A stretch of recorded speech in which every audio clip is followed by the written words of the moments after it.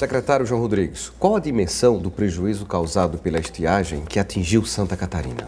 Olha, os valores ultrapassam hoje a casa de 700 milhões de reais, porque a estiagem ela não está mais localizada só no Grande Oeste Catarinense.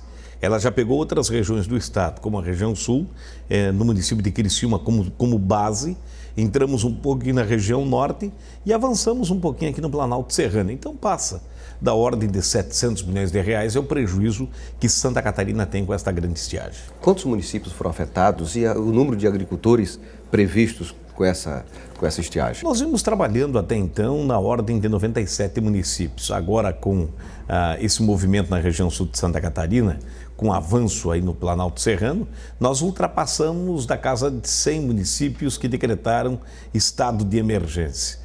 Nós temos os produtores diretamente atingidos e indiretamente atingidos. Diretamente atingidos, aquele que perdeu muito. Tem o que perdeu pouco e aquele que perdeu muito. Ultrapassa a casa de 80 mil produtores rurais hoje. Secretário, quais foram as providências adotadas pelo governo do estado, através da secretaria que o senhor comanda, de ajuda para minimizar os efeitos dessa crise junto aos produtores e aos municípios? Bom, nós iniciamos desde o primeiro momento, quando se acendeu o sinal vermelho lá no mês de janeiro. Nós liberamos inicialmente com o governador Eduardo Pinho Moreira, que estava no exercício do cargo, com R$1.500.000 aproximadamente, distribuídos proporcionalmente a cada prefeitura, que chegava na ordem de 70 prefeituras aproximadamente. Em seguida, nós voltamos já com o governador Raimundo Colombo, com a presença de 2 ministros em Chapecó, e anunciamos um volume de ações.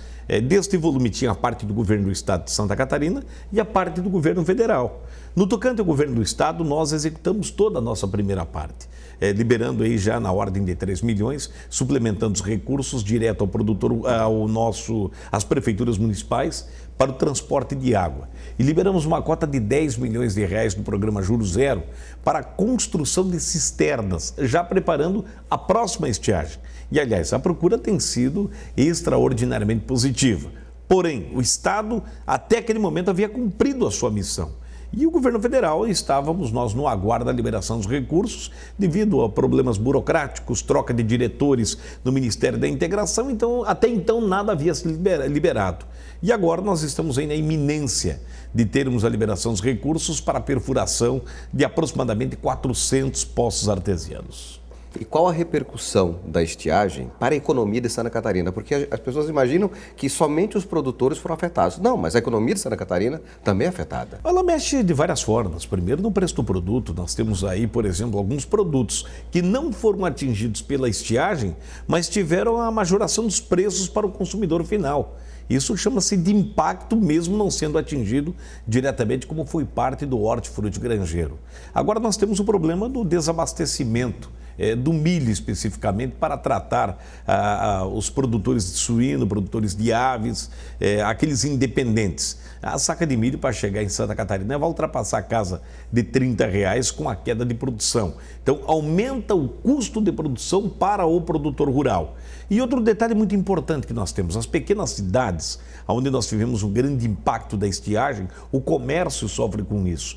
Porque o pequeno produtor tem a sua renda principal, é a produção de fumo, que foi gravemente atingida, a produção de milho, a produção de leite, isso teve queda de receita. Automaticamente o nosso pequeno produtor deixou de comprar no comércio. Então nós tivemos aí um efeito cascata, onde do produtor ao empresário todos acabaram perdendo com isso.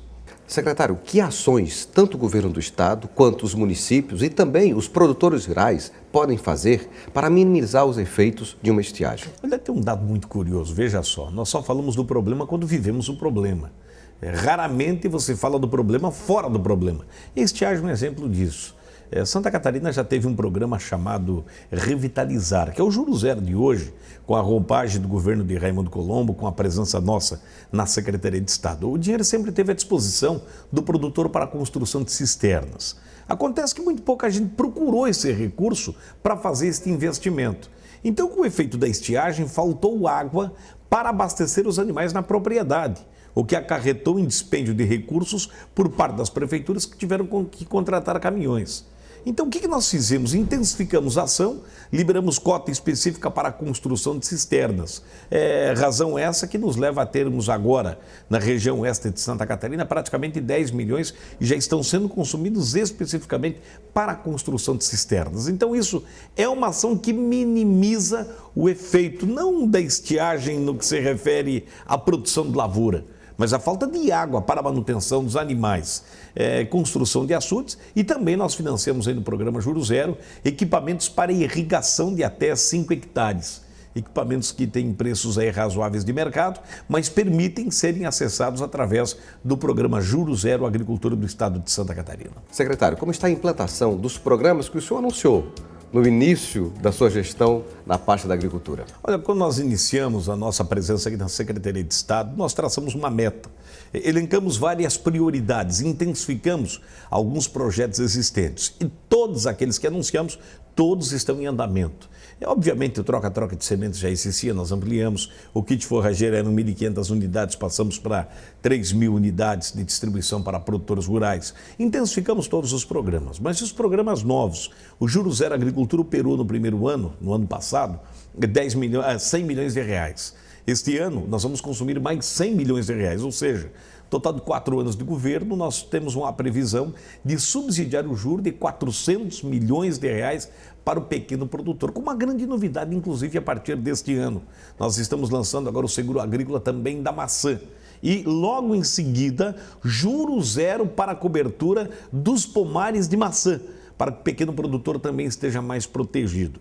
Nós idealizamos aqui um projeto inovador, que era a telefonia fixa, internet, banda larga no campo. Nós temos um projeto piloto com aproximadamente 18 municípios que estão em fase de implantação. Alguns já implantaram e o equipamento tem funcionado satisfatoriamente bem. Nós vamos aguardar agora a instalação de todos os 18 municípios, avaliar o comportamento, até porque como é que funciona isso? Nós liberamos por município 100 mil reais para o prefeito da cidade. O prefeito, por sua vez, prepara o seu processo licitatório, contacta, convida, publica na imprensa para que as empresas do ramo estejam adaptadas ou aptas, melhor dizendo, para participar desse certame. Aberto o processo, define-se a empresa e ela instala os equipamentos. Feito isso, funcionando como a gente já sabe que funciona, dando tudo certo, o segundo passo, obviamente, será a execução de um projeto abrangendo mais 50 cidades, onde será feito o levantamento de todas as cidades e a posterior a captação dos recursos para dar sequência a esse processo. Ele é muito simples. Ele é tão simples que a gente duvida se ele funciona. Porque uma coisa tão complexa que é permitir que o pequeno produtor tenha um telefone fixo em casa ou um equipamento de computador para poder o filho navegar na internet, seja tão simples como nós estamos observando que já tem no estado de Santa Catarina, não dá para entender por que as grandes empresas que são responsáveis pela telefonia pública, aliás, hoje privada desse país, não são obrigados pelo governo de levar para um segmento da sociedade que é o produtor rural, o telefone fixo lá para ele. É porque ele pode não ter utilização do telefone diário, como tem o cidadão da cidade, e não dá um faturamento elevado para as empresas. Então nós temos um segmento de milhões de brasileiros que são discriminados pelas empresas privadas que utilizam-se de um serviço público e que infelizmente não são obrigadas a poder levar para esse trabalhador, para esse cidadão, esse direito. Então Santa Catarina começa com esse projeto. 18 a 20 prefeituras num projeto piloto. Funcionando de acordo com como imagina-se que funciona, nós vamos apresentar o nosso governador Raimundo Colombo. Com o projeto de mais 50 cidades, capta seus recursos e aí amplia seu programa. Até porque nós temos que tomar um cuidado. Existe muita picaretagem nesse ramo. Aliás, recentemente a imprensa catarinense brasileira noticiou de projetos a nível de país que consumiu alguns milhões de reais de dinheiro público. Digital. A chamada cidade digital, em algumas que não funcionou. E pressupõe que o dinheiro foi desviado. E é esse cuidado que nós estamos tendo em Santa Catarina. Por isso, começamos pequenininho para avaliar o comportamento do equipamento. Aí, posterior, não é a Secretaria da Agricultura que vai comandar a operação. Estamos dando o pontapé inicial. Aí, obviamente, é o governo do estado como um todo. E a propósito, secretário, na Índia, a VNL, que é uma empresa que tem uma parceria com a Unisul aqui em Santa Catarina, desenvolveu um projeto de levar telefonia móvel para as regiões mais remotas através de energia solar, a um custo baixíssimo. Então, além da picaretagem que rola, é necessário também que os prefeitos de cada região verifiquem a tecnologia e o custo deste serviço, para que o programa que o senhor está liderando, ele atinja o maior número de pessoas com o menor custo possível. Esse é o objetivo do projeto. E, evidentemente, que esse projeto da Índia, nós já também temos um conhecimento parcial do mesmo que nos foi apresentado. E ele em Santa Catarina é semelhante.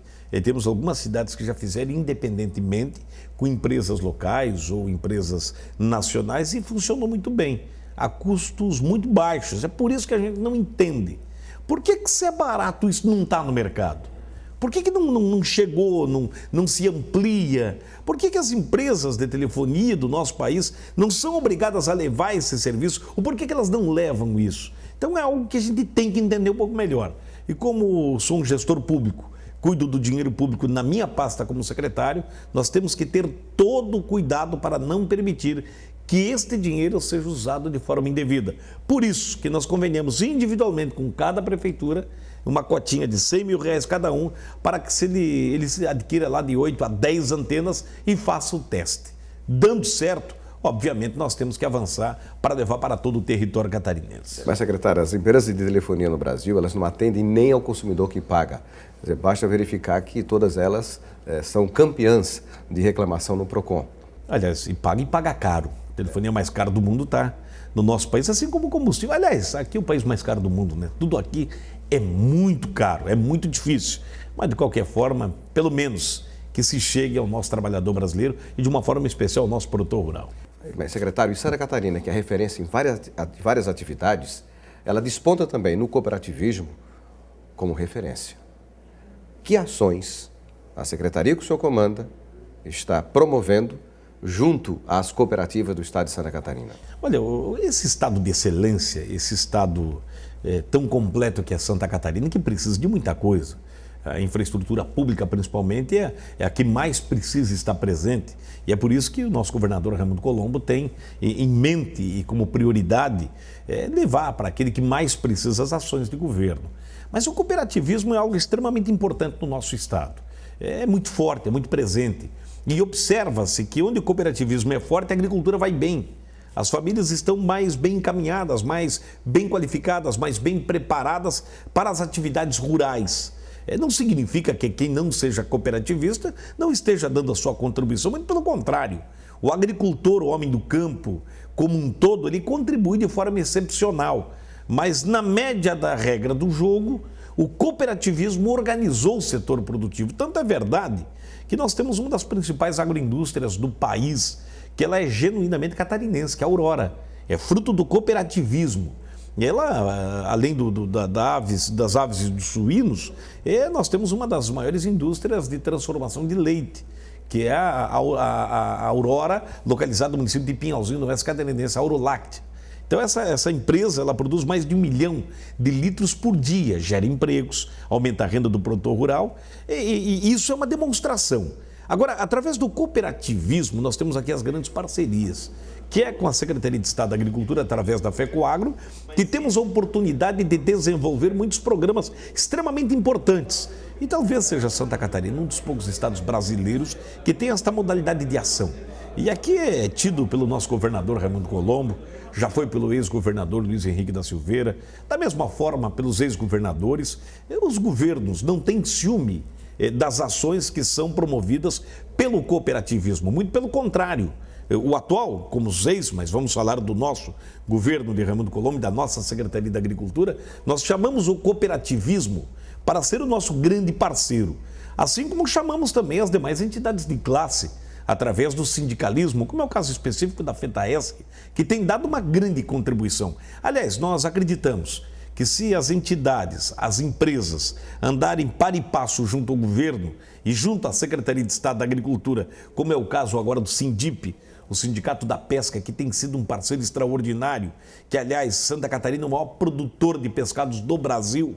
Aqui está a maior frota de barcos que vai ao mar buscar o peixe com os nossos trabalhadores, que ficam semanas, quase que um mês no mar, trazendo peixes para poder vender pelo país afora, que chegou uma concorrência desleal neste mercado. combatendo, de certa forma, a indústria brasileira, são grandes parceiros. Então, eu te diria, vivemos um grande momento, fruto de belas parcerias, dentre elas também com o cooperativismo. Secretário, como estão as tratativas para as exportações de produtos agrícolas para os mercados asiáticos, para os mercados europeus e o mercado americano? Olha, no quesito exportação de carne de frango, o país está muito bem, Santa Catarina vai muito bem. Não temos nenhum problema localizado. Temos, obviamente, altas e baixas no preço do produto, em decorrência da moeda americana, que ela dita o mercado mundial, que é o dólar. Mas, de qualquer forma, a exportação vai muito bem. O problema mais grave que nós enfrentamos agora é na suinocultura. Foi feito um trabalho intenso por parte do governo do estado, com visitas do nosso governador Raimundo Colombo, inclusive o mercado asiático, contactando, visitando. O nosso ministro da Agricultura também, Mendes Ribeiro, com a sua equipe, já esteve também fora do país em busca de abertura de novos mercados, assim como a própria presidente Dilma também esteve no exterior falando especificamente da suinocultura brasileira.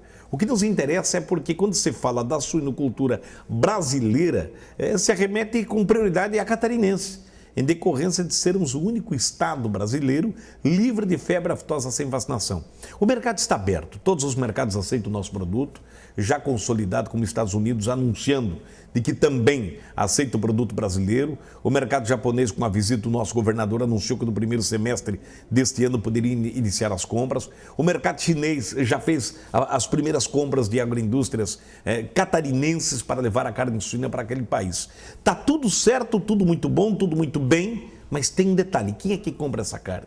O que tem agora é uma relação comercial entre empresas, já não é mais entre países. Então estamos devidamente qualificados, cumprimos o nosso dever, fizemos o dever de casa, que é manter o status de livre de febre aftosa sem vacinação, e isso nós devemos inquestionavelmente à nossa equipe capacitada da SIDASC e dos nossos profissionais, que apesar das deficiências, das dificuldades, cumprem a sua missão com exatidão. Então estamos aptos. Ocorre de que neste período a exportação não ocorreu com o volume que deveria. E aí nós produzimos muito mais do que consumimos no país. Sobra de produto, queda de preço e o suinocultor volta a enfrentar uma grave crise novamente. Apesar disso, nós temos a expectativa e a esperança, para se dizer a certeza, porque nunca estivemos tão próximo do mercado mundial como estamos agora. Porque antes de você vender 1 quilo de carne suína para qualquer país de grande consumo, como é o caso da China, o caso do Japão, não é o fato de você ter o produto. É a visita que o país faz ao nosso estado, aprova as plantas, concorda com o planejamento, aprova o projeto, vistoria o estado, o poder público para saber se estamos cumprindo a nossa missão. Isso tudo, o mais difícil foi feito. Por isso eu tenho a convicção de que 2012 nós vamos atravessar essa crise e logo, logo nós vamos viver um grande momento da suinocultura catarinense. Mas nesse momento é contrassenso. Estamos vivendo aí uma grande crise que está prejudicando demais o trabalhador e o produtor de suínos no nosso estado. O status de estado livre de febre aftosa sem vacinação custou ao estado de Santa Catarina não só investimentos, mas o trabalho de abnegados e qualificados técnicos do nosso estado. Consumiu também a energia de lideranças cooperativistas e o senhor tem acompanhado nos últimos anos a luta que foi para conquistar esse status. A pergunta é: que vantagens econômicas o estado tem com isto, que ainda não foi transformado em vantagem econômica? Santa Catarina fez uma aposta, e aliás há de se registrar com homens de coragem, compromissados com o desenvolvimento do nosso estado. E esse selo que nós estamos tendo, se não fosse ele, a situação seria muito pior. Evidentemente que estaríamos numa dificuldade muito maior do que nós estamos. E quando se fala, diz, olha, mas nós temos o selo de livre de febre aftosa sem vacinação, mas exportamos tanto quanto o Rio Grande do Sul, tanto quanto o Paraná. Mas poderia estar pior porque não tem a perspectiva. Que perspectiva tem os estados vizinhos porque não tem o selo de livre de febre aftosa sem vacinação? Nenhuma. É manter os mercados existentes. Nós temos a expectativa de crescer nesse mercado externo. Então, Santa Catarina gastou, investiu e na época, quando se discutiu a vacinação e que o governo do estado à época, o secretário da Agricultura à época, bancou e não aceitou vacinar, eu me recordo, eu era vice-prefeito da cidade de Pinhalzinho, eu me recordo que até BR Teve alguém que trancou em Santa Catarina, teve alguém que fechou empresas, porque não aceitava que o Estado ficasse sem vacinação. Então esse desafio do passado nos dá o direito de estarmos vivos no presente e encarando uma crise, mas com a perspectiva de atravessar ela e aí conquistar os louros e os frutos daquilo que foi plantado ao passado. Te diria, de presente e de momento, o que está caindo no bolso do produtor catarinense é praticamente nada. Mas te diria que valeu a pena e vale a pena com certeza absoluta. Manter o selo para abrir mercados, melhorar obviamente a comercialização, é o que vai acontecer a partir desse ano. E a agricultura de baixo carbono é outra aposta ousada do Estado?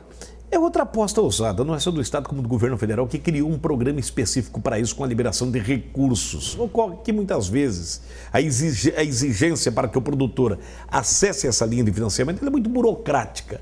Então ela fica emperrada de certa forma. Mas nós estamos aí aparando os gargalos junto com o Banco do Brasil e com o Ministério da Agricultura. Com a liberação de recursos para a agricultura de baixo carbono, nós também vamos incluí-la no juro zero, permitindo que o produtor e criador de gado de corte, gado de leite, possa acessar os recursos que estão à disposição nos bancos oficiais, com o juro sendo subsidiado pelo governo do Estado.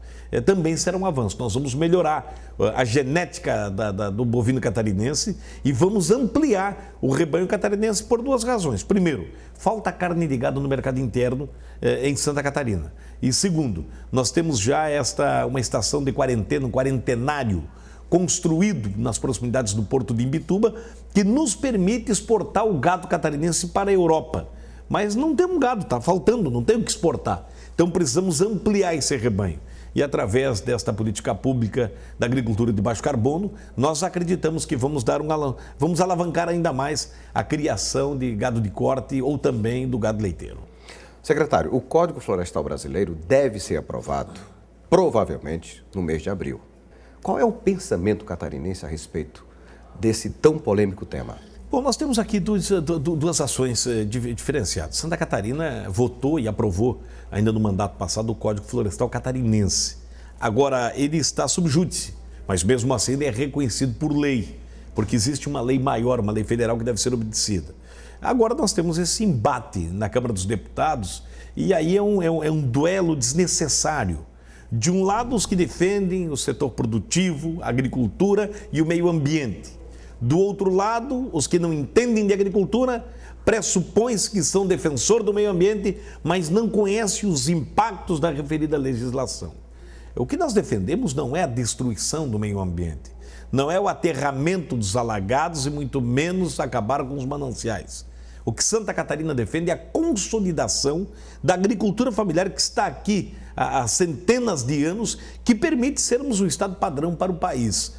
Então, os gargalos que estão lá na Câmara dos Deputados para serem votados, e obviamente como veio do Senado, não é o ideal para o nosso estado. É melhor do que estava, mas não é o ideal para Santa Catarina. O que nós discutimos com prioridade número 1 é de que o governo dê autonomia para os estados discutirem a questão ambiental. Cada estado tem que ter a sua legislação própria.